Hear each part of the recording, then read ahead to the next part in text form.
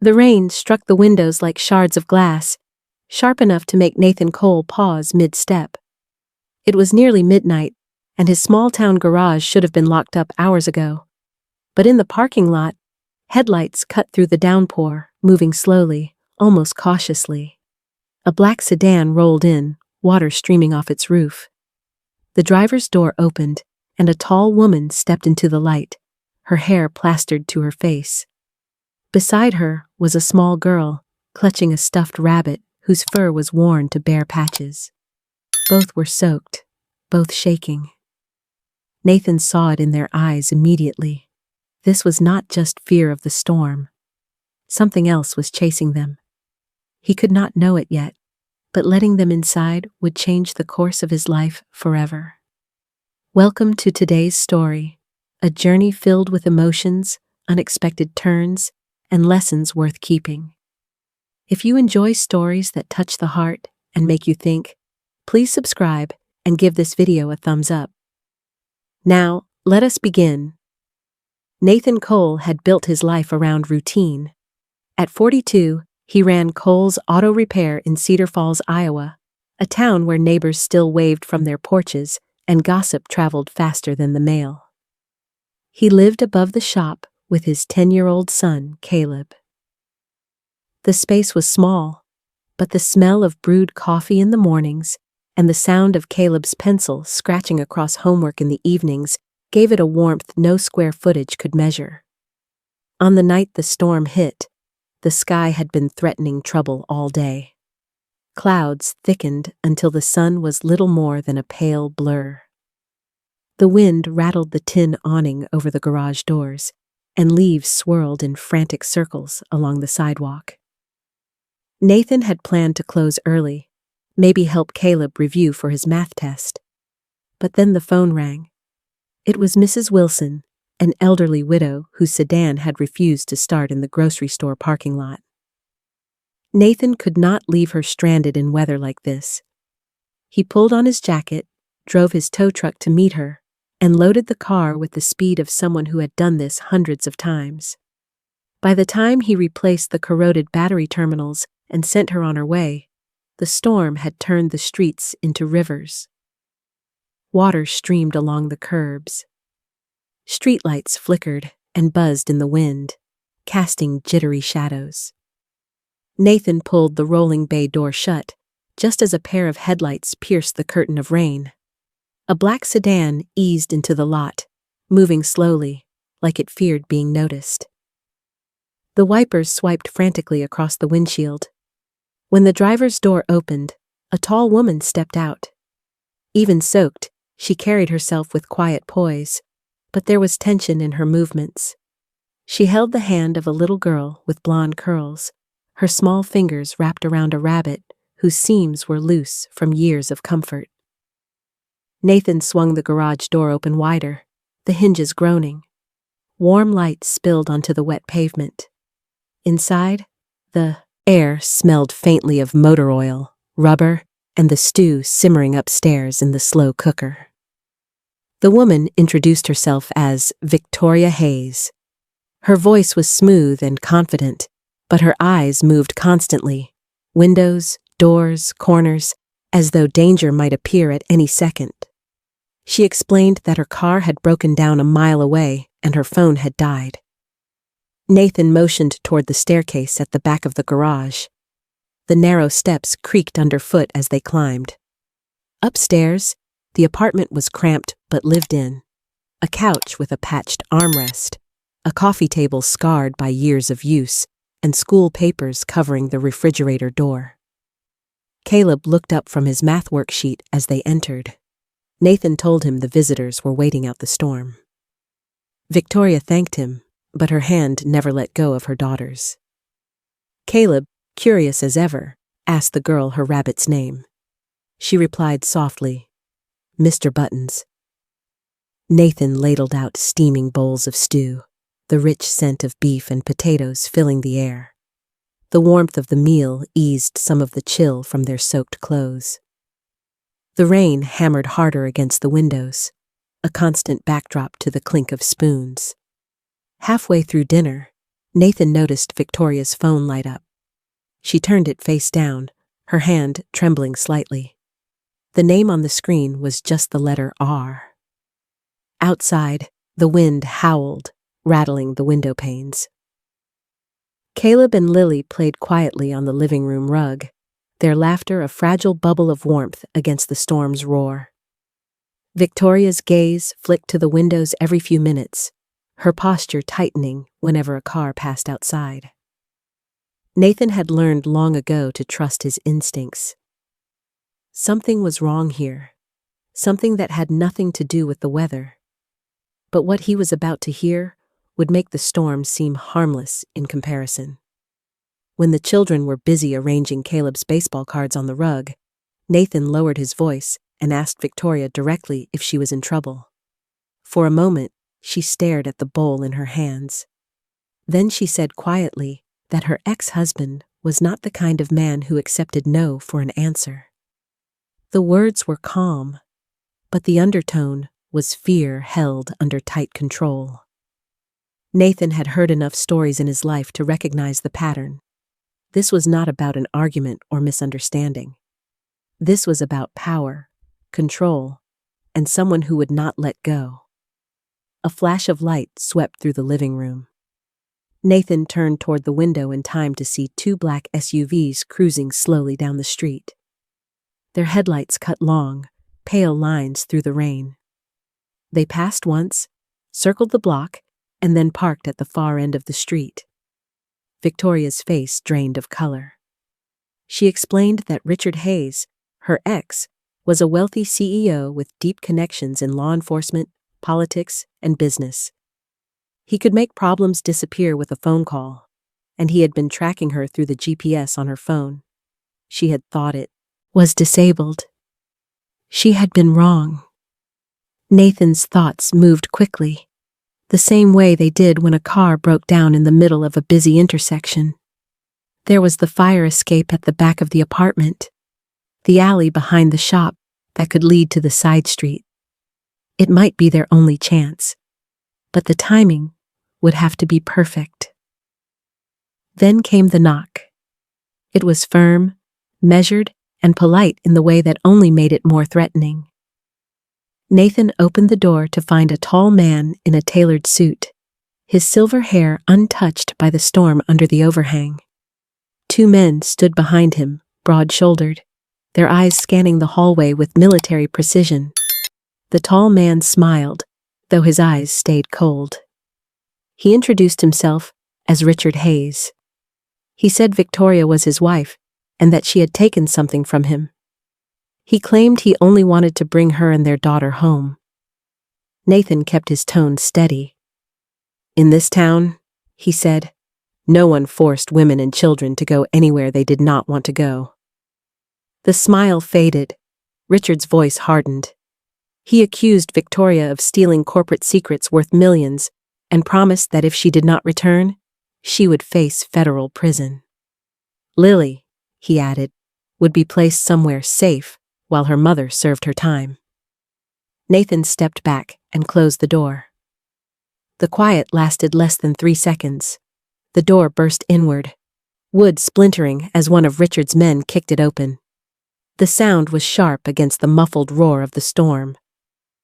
Nathan dove behind the kitchen counter, the solid oak absorbing the first suppressed shots. The smell of gunpowder mixed with the scent of stew still in the air. One of the men advanced toward the hallway where the children were hidden. Nathan's Glock was in his hand before he thought about it. His first shot stopped the man in his tracks. The second attacker tried to flank through the living room, but stepped on a scatter of Caleb's baseball cards. His foot slid just enough for Nathan to level the shotgun and fire. The blast shook the small room. Richard stayed in the doorway, motionless, his suit speckled with rain. He was not used to being in rooms where he did not control the outcome. Outside, headlights swung across the wall again.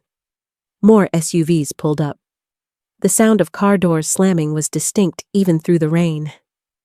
Nathan moved to the window. Figures emerged from the vehicles with the coordinated movements of people who had done this many times before. Victoria came into the kitchen, her face tight. She whispered that there were more men outside, at least a dozen. Nathan guessed the real number was higher. They were surrounded. But surrender was not an option. Midway through the standoff, Richard spoke again. His voice was calm, but the words were sharpened. He said there were 30 armed professionals outside, ready to storm the building. They had served in war zones, carried out missions in places Nathan had only read about. If Nathan resisted, everyone inside would die. Nathan looked at Caleb and Lily peeking from the hallway. He felt the weight of their fear and the heavier weight of the choice he was about to make. The next moment would demand more from him than any fight he had ever faced. Richard's eyes never left Nathan's. His voice was steady, almost casual, as he repeated that 30 armed professionals surrounded the building. They were trained, disciplined, and prepared to do whatever it took to bring Victoria and Lily back. Nathan kept his breathing even. He had been in tough spots before, losing Sarah, raising Caleb alone, but this was different. This was a siege. He glanced toward the bedroom where the children hid. His mind calculated distances, timing, and risk the way it did when diagnosing a failing engine. Every second mattered. He called out to Victoria. His tone was calm, but the words were urgent. "Take the children down the fire escape when you hear my signal. Do not stop. Get to Jenkins Hardware. Third loose brick from the corner. There is a key. Inside, lock the doors and call Detective Martinez. She will believe you." Victoria's eyes were wide. She understood exactly what he was telling her. Richard tilted his head, curiosity flickering. "What signal?" Nathan did not answer. He stepped into the utility closet. The small propane tank connected to a portable heater sat against the wall. He had used it many nights when working late in the garage during winter. He knew exactly how long it would take to fill the room with enough gas to ignite. He twisted the valve. The faint hiss joined the constant drum of rain on the roof. Richard's mask slipped slightly. "You would blow us all up?" Nathan looked at him steadily. "If it keeps those kids safe, yes." Richard tried a different tactic. Money. He said he could wire $1 million tonight, 10 million by morning. Nathan almost smiled. People like Richard believed everything had a price. "Some things cannot be bought," Nathan said. Through the window, Nathan caught sight of movement on the roof. Victoria, Caleb, and Lily were climbing the fire escape, shadows against the stormy sky. Relief cut through the tension like a sharp breath of cold air. They were moving. Richard's radio crackled. A voice reported movement on the roof and requested orders. Richard hesitated, clearly torn between chasing them and dealing with the man in front of him. Midway through that moment, Nathan realized he had already won the only fight that mattered. The children were on their way to safety. Everything else was secondary. Richard stepped closer, lowering his voice. "You know they will not get far. Even if you kill me, my people will track them down." Nathan raised the shotgun. "Then I guess I have to make sure they never get the chance." The propane hiss grew louder. The smell was sharp now, mixing with the scent of rain blowing through the shattered doorway. Richard's composure finally cracked. "Wait, we can work something out.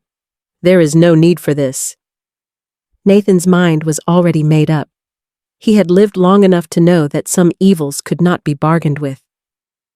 Through the side window, lightning flashed, turning the street into a tableau of black SUVs and armed silhouettes.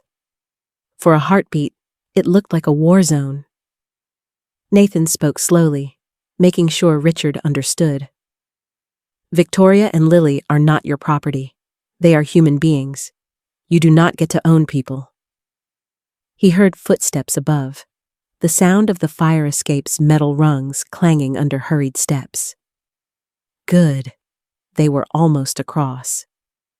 Richard's men outside were closing in, their shapes moving closer through the downpour. Nathan saw them checking weapons, signaling to each other. The assault was seconds away. The room felt smaller now, the air heavier. Nathan shifted his grip on the shotgun, the stock solid against his shoulder. "See you in hell, Richard." The blast came a second later. The shotgun's roar hit the electrical panel, sending sparks into the gas-filled air. The explosion was instant and absolute, a white flash that swallowed the room. Heat slammed into Nathan's body. The shockwave punched through the walls, ripping glass from the windows and hurling debris into the street. Outside, the men who had been moving toward the building were thrown back by the force. In that instant, Cedar Falls lit up as if a second sun had risen in the middle of the storm. And though the fire would burn for hours, what came after would be harder to extinguish. The explosion was heard across Cedar Falls. Windows rattled in their frames 2 blocks away, and for a moment the storm seemed to pause, stunned by the force that tore through Cole's auto repair. By the time the fire department arrived, the garage and the apartment above were little more than a glowing skeleton of twisted beams and scorched concrete. Steam hissed where water met smoldering debris. The air carried the acrid bite of burned insulation and gasoline.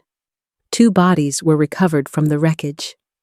They were burned beyond recognition, but the official report concluded they were Nathan Cole and Richard Hayes. The cause of the blast was listed as an accidental propane leak ignited by faulty wiring. The town mourned Nathan quietly. He had been a man who fixed more than cars. He had fixed problems for neighbors without making a show of it, who never overcharged, who helped without expecting anything in return. Detective Sarah Martinez did not believe all the answers were in the report. She kept the file open for 2 years. Every few months, she reviewed the photographs, witness statements, and the unanswered questions. Why was Nathan's truck never found? Why had no trace of Victoria Hayes or her daughter turned up?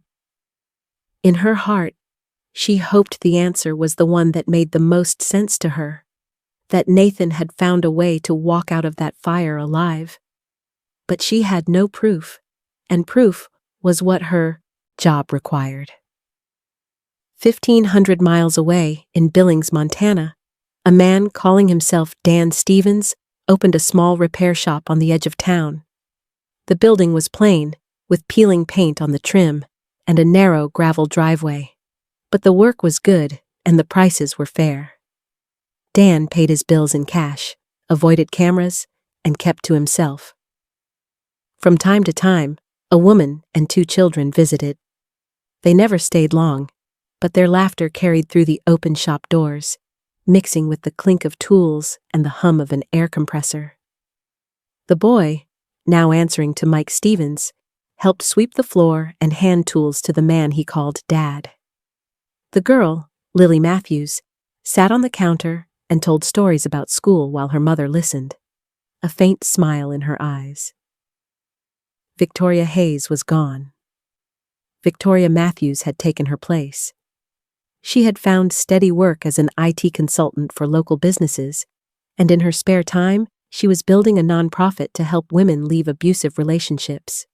Her knowledge of corporate systems made her particularly skilled at protecting personal data from people who might try to use it to control others. Lily no longer clutched her stuffed rabbit wherever she went. Mr. Button still sat on her nightstand, but now he shared space with other toys, school art projects, and photographs of new friends. Her laughter was unguarded. The shadows in her eyes had begun to fade. Mike, Caleb's new name, had adjusted to life in Montana with the resilience only children seem to have. Still, every year on a certain spring day, he left the shop early and returned with a small bunch of wildflowers. He placed them at an unmarked grave just outside town. He never told anyone whose grave it was, but the act was deliberate, reverent. Back in Cedar Falls, the lot where Cole's auto repair once stood remained empty. The town council had floated plans for redevelopment, maybe a small park, maybe a coffee shop, but each proposal stalled in committee. People said it was just bureaucracy. Others thought the place carried a weight that resisted change. One morning, Detective Martinez visited the site. She found a simple wooden cross at the edge of the cracked concrete slab. It read, "He died as he lived, protecting others." At the base were fresh flowers, wildflowers that looked like they had been picked from the roadside. Martinez stood there for a long time, the wind tugging at her hair, the faint scent of rain on the air. She could not prove Nathan Cole had survived. She also could not prove he had not. And for her, that was enough. Years later, the story of that night still moved quietly through the town. Some said that on still evenings, when the wind came from the east, you could hear the faint clang of tools in the empty lot, the sound of a man working in a phantom garage. Most dismissed it as small-town folklore. The truth was simpler, but also more powerful. Nathan Cole had not just saved 2 lives. He had changed them. Victoria's nonprofit grew, reaching women in rural towns who thought they had no way out. Lily became a pediatric nurse, drawn to the work of helping children heal from wounds that were not always visible. Mike became a teacher, focusing on kids living through difficult home lives. None of them spoke often of that night in Cedar Falls, but its lesson lived in them. Love was not just something you felt. It was something you did, even when the cost was everything you had. The storm that had brought them together was long past, but the shelter Nathan provided would last for generations. That was his true legacy. Not the explosion, not the mystery, but the example of what it meant to stand between innocent people and the darkness. Thank you for listening. If this story touched you, please share it and leave your thoughts in the comments below.